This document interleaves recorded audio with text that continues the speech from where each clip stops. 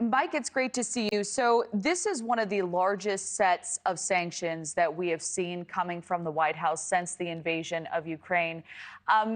In your view, why do you believe the decision was now to release these 1 week after Navalny's death? How big of a factor does that play?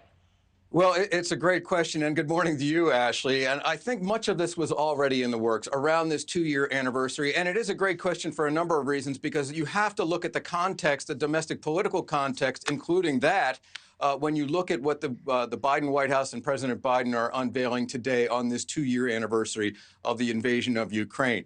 More sanctions against the financial systems, as you point out, within Russia, against some of the armaments and the arms deals that they are making with countries with Iran.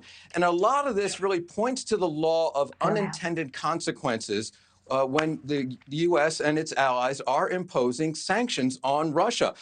And one of the unintended consequences, it is driving Russia into the arms and closer relations with some of America's enemies and Russia's allies, including China, including North Korea, which is supplying arms to Russia, and of course, to Iran. And that's one of the targets of these sanctions that are being unveiled today. Those so-called kamikaze drones that are manufactured in Iran that have been used to such devastating effect against the Ukrainian army in eastern Ukraine and elsewhere along the battlefront there.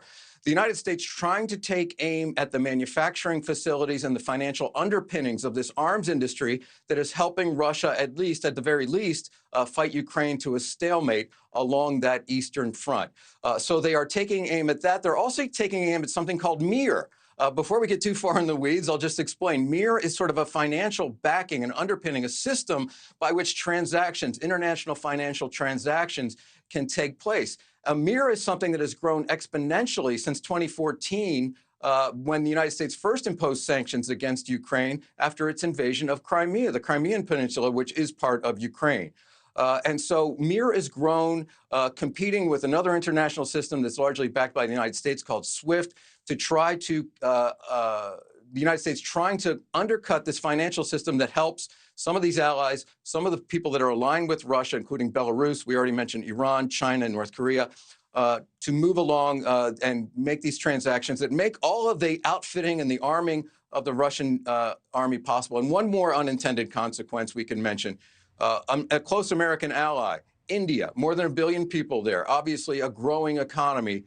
Russia now surreptitiously, secretly, for the most part, getting much of its oil, India benefiting from the oil trade because of the oil sanctions against Russia, which, of course, has a huge so-called extraction economy, oil and natural resources taken from the ground in Russia.